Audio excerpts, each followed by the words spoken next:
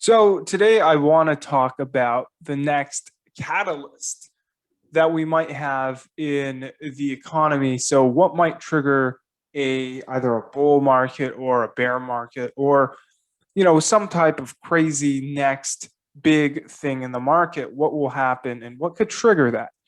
And finding the catalyst is very important if especially if you want to time the market well.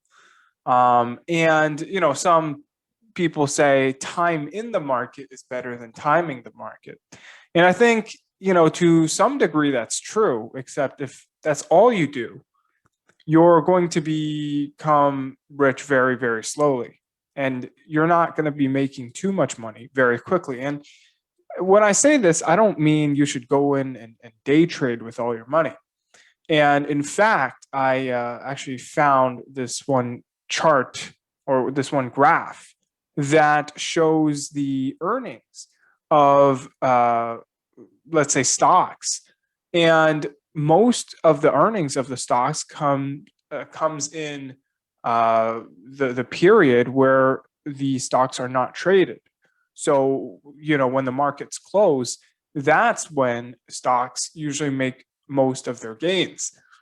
Now, day trading could work if you're very good at it, and you certainly need some balls of steel. But for the average person who needs to fund their kids' college expenses, if you need to pay your rent, don't use that money and go day trading. And also don't use it to buy GameStop or buy Tesla or, short some random company. Uh, you should not speculate like that, but you have to get into the right companies or the right whatever investments at the right time. You can't go in foolishly. And they say, time in the market. Well, if you're getting in right before the Great Depression, you could wait 20 years and you probably won't make all your money back. And so that's certainly not a great time to go in. And, you could put in a lot of time and 20 years, let's say you get your money back in 20 years. Well, that's nominally. After inflation, maybe you'll have to wait 30, 40 years. And so you have to get into the right things at the right time, at the right price. And so timing the market is quite important.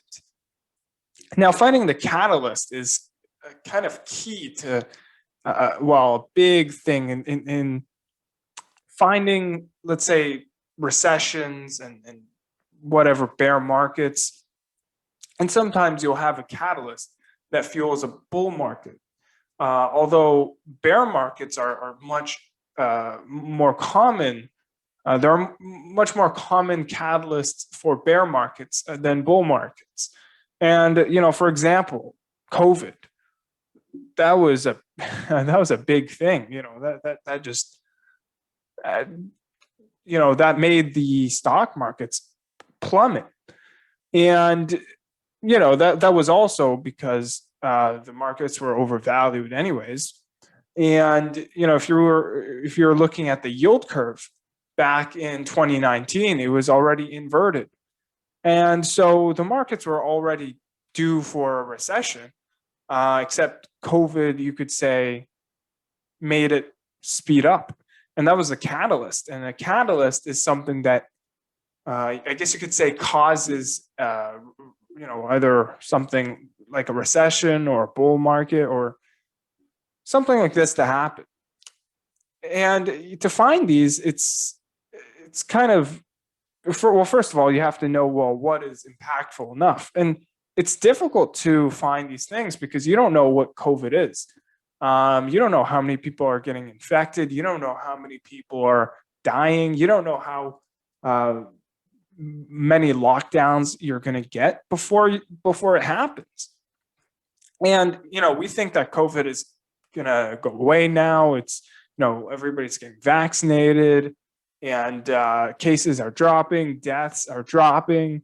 And this is all good news, and I hope it continues to go this way. But for whatever reason. It's possible that whatever mutation happens and COVID gets worse than it was during its, I guess, its peak a few months ago. And so you have to watch out for these potential catalysts. And what's hard about it is you don't know how big something is until you experience it. And so you have to be there early, and it's not always easy. But let's say 9/11, for example, that was a catalyst as well in 2001. And when you see these things happen, they're kind of like black swan events, which are basically events that you can't predict. And you could sort of predict that they will happen eventually, but you don't know when it's going to happen. You don't know what's going to happen because there's so many big destructive events that could come at you randomly. And to try to find these events, it's very difficult because it's like you're pulling random pieces of papers out of a hat. And on the piece of paper, it's like this destructive event, or a tsunami, or a tornado, or a terrorist attack. You don't know what's going to happen. Maybe the next world war is going to happen. And talking about the next world war, talking about a next catalyst. I think a potential catalyst you might want to watch out for is it's the relations between China and the US. And the relation here really looks like something that you saw back in right before World War II. And it's also similar to the Cold War, where you have two very, very powerful countries and who are very, they're certainly not good friends. And they just want to push each other down. And when you have this, you don't know how far it's going to go, because you've had the trade wars. You've had all of this technology, you've had all these sanctions, all these tariffs, and you don't know how far it's going to get. Is it going to get to the point where the military is going to be involved? Maybe. And especially if that happens, you really have to watch out, and you have to watch out your investments overseas. Are your Chinese stocks going to be outlawed? And are American, are your Chinese yuan going to be outlawed? Are, you still going to be able to import stuff from China? And these things you have to be prepared for if they happen, because if you look at countries that have these tensions with each other throughout history, and I mean, I haven't been alive for that long, but if you really watch, I guess read about all of these countries who have gone to war with each other, or kind of fought with each other, not necessarily like actual war through the military. But if you look at these countries with these types of tensions with each other, it usually never ends up very well, especially for its citizens. And sometimes, it's always usually the politicians who get a lot of power from this. Okay, so I realized that if I turned on my lights, actually, I'd be able to get much better lighting. And so here I resume, I guess, because I just realized that I could get much better lighting if I turned on my lights. I guess I'm a genius in that sense. And so I want to kind of resume what I was talking about. And that's some type of catalysts you might want to watch out for if you're looking at, especially stuff with China and the U.S. because these countries, these two countries, are not friends at all, and they're also the two most powerful countries. And when you have that situation, you really want to watch out because these guys are going to have further, let's say, wars, or whether it's trade war or some type of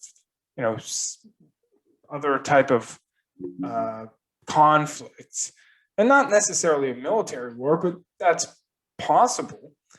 If you have that type of thing going on, then you really want to watch out because that is not necessarily a good sign for the economy in the US or in China.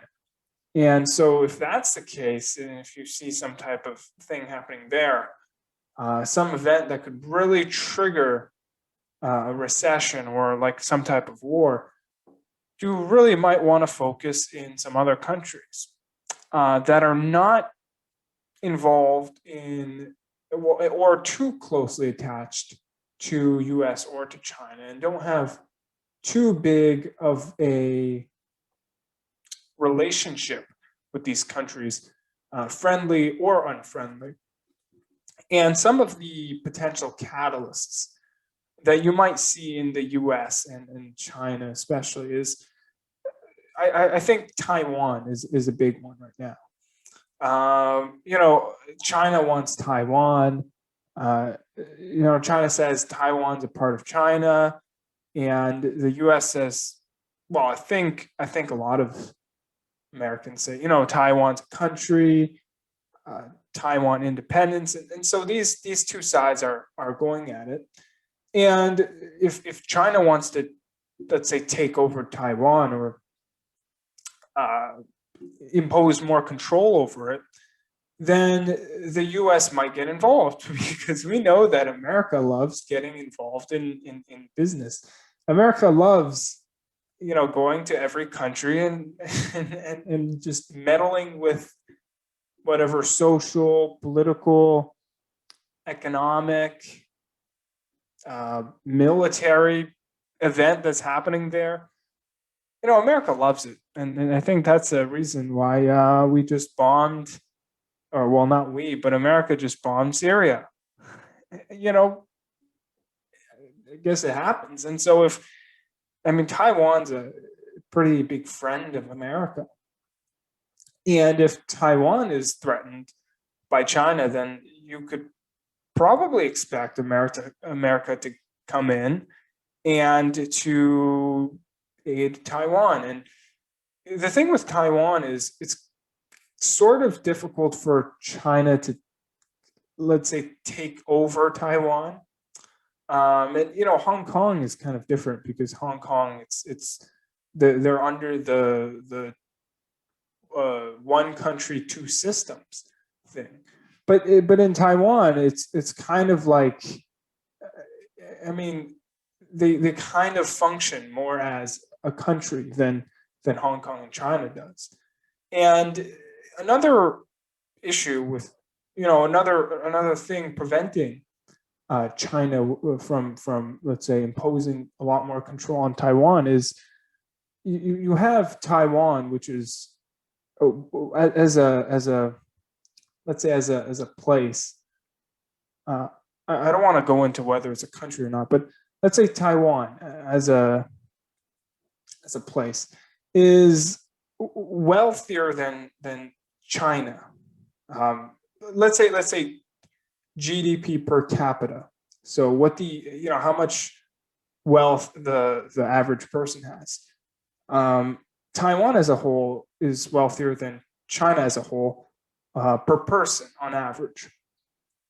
And so, if it was some poor, if Taiwan was this poor place with, nothing there, and they wanted more money, and if China could help Taiwan out by a lot, and then it would be quite easy for China to take over Taiwan. But it's kind of difficult because you have this situation going on where the average Taiwanese is wealthier than the average Chinese.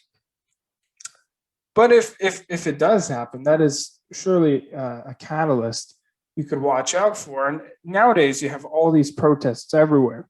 You see it in Myanmar. I don't know if I'm pronouncing it right, but you see it there. You had you had a farmers' protest in India, but I'm pretty sure that was a long thing that lasted for a very long time. But it just came up in the news quite recently.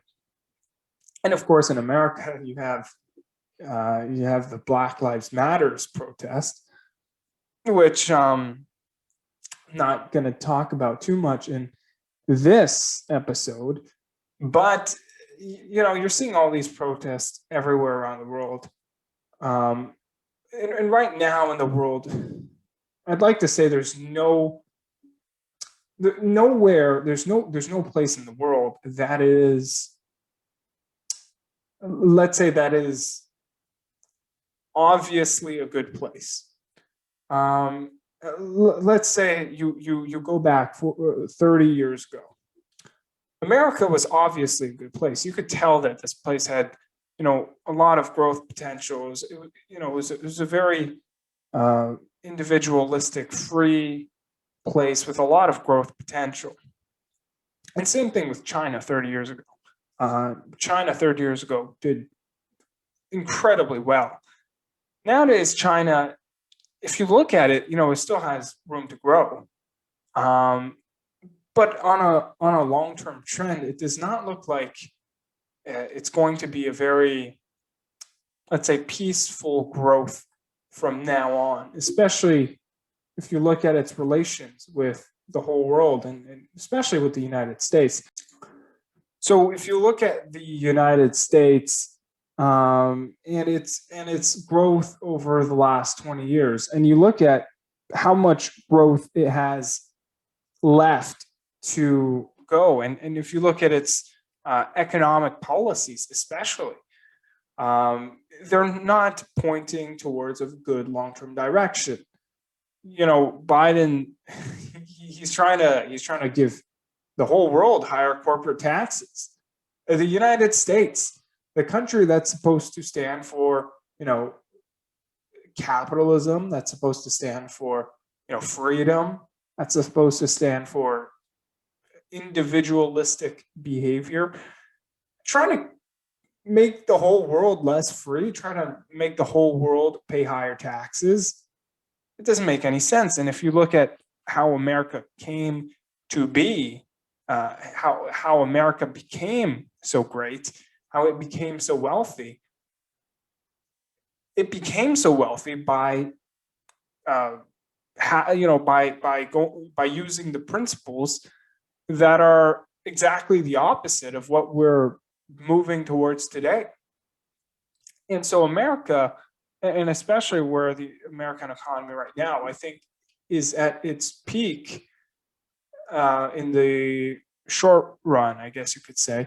So I think in the next decade or so, I think it's reached its peak. Now, around its peak, I'm not trying to time its growth, you could say, unless if some catalyst happens tomorrow. I guess I could say it's at its peak, but I'm not expecting that. And so I don't want to time its peak, but I think it doesn't have much more room to grow, especially in the nearer term. And its long-term trajectory, especially if you're looking at its debt, that's very scary. If you're looking at its debt, I mean, its federal debt alone is like 28 trillion now. It's got all this state debt along with federal debt, which in total is around 80 trillion. And if you look at its unfunded liabilities, stuff like Social Security, Medicare, Medicaid, that is worth about 100, some say it's like 120, 140 trillion. And that's with a trillion. And of course, so no one's going to afford to pay that. And you look at its economic and social policies, and something that's very important is a country's culture. The country's culture today is so, first of all, it's incredibly divided. And second of all, its culture is moving towards less hardworking and just a more collective and less hardworking and kind of a weak culture. And that's what you get. That's what you get when you go through a generation of very easy, very peaceful, very good times. And so you have this kind of cycle where you get these strong leaders, and then you get these periods of good times because you have a culture that's strong, you have a society that is strong, and then after you go into a period where you have all of these, good times, and from these good times, no one has to work nearly as hard as the people who've created these good times. And then you go through a period of good times that creates all of these people who are weak, all these people who are incapable of reproducing the good times or greatly improving their situations. And then you go through a downward slope into bad times, which are then followed up, where these bad times create tough, strong people who are hardworking, who are, let's say, not only talented but are also very disciplined, and then these guys go and make times great again. And then after, you get these weak people coming back, and so you get this cycle where you just have this repeating cycle where you have good times and then not so good times. And I think we look like we're somewhere near the peak of the good times. It's unfortunate to say, and I could be wrong. It's a pretty pessimistic way of looking at it, but it doesn't look like we're going much further, especially with current conditions. And and especially these are the times where you have wars. When you're heading into these tough times, these bad times, that's when you have wars. And I've just talked about China and the U.S. I'm not saying we're going to have a war, but it's possible. And that's when your growth kind of resets itself, because right now the whole world is kind of in a position where globally there are certainly places that you could see some growth, but no incredibly obvious places. I think in places like Southeast Asia, those are some of the there's some of the more obvious places that have a lot more potential to grow. But still, if you go back 50 years ago, there were so many more opportunities back then, so many higher reward opportunities with lower risk. Today, we have a lot more risk and a lot less opportunities. And I think that is due for a reset. And, if you look at asset prices, that's also what I'm talking about. Asset prices are mostly very expensive today. And so, it's funny because everybody loves cheaper stuff, but nobody loves cheaper assets. Everybody's happy when stocks go up, but everybody's unhappy when stocks go down. But everybody's happy when the price of food comes down, and everybody's mad when the price of food goes up, because they treat asset prices going up as a good thing and expense prices going up as a bad thing. But in reality, they're the same thing, really. And as long as your asset's not producing more income, it doesn't matter how high the price of your asset is, or at least possible future income. It doesn't matter how high your asset price is, because eventually it's probably going to come down. And that is kind of what I'm expecting of globally, of the whole world to kind of go through. It's kind of this reset where everything cools down, because in the past few years, everything has been, growing at such a quick rate that is not, you see, real economic growth doesn't necessarily have to have, it doesn't necessarily have to burn out. But the growth we've had from the past few years has been growth due to debt. And that has to burn out, because you can't just have more debt forever. And we've also entered a period where society and the culture has become less and less strong, you could say, less and less hardworking.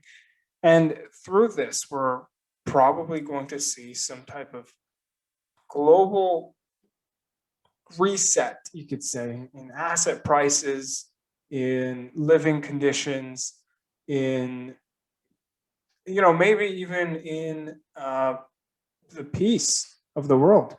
Maybe we're going to see more wars. Maybe we're going to see, I don't know what type of wars, maybe, cross-country wars. Maybe,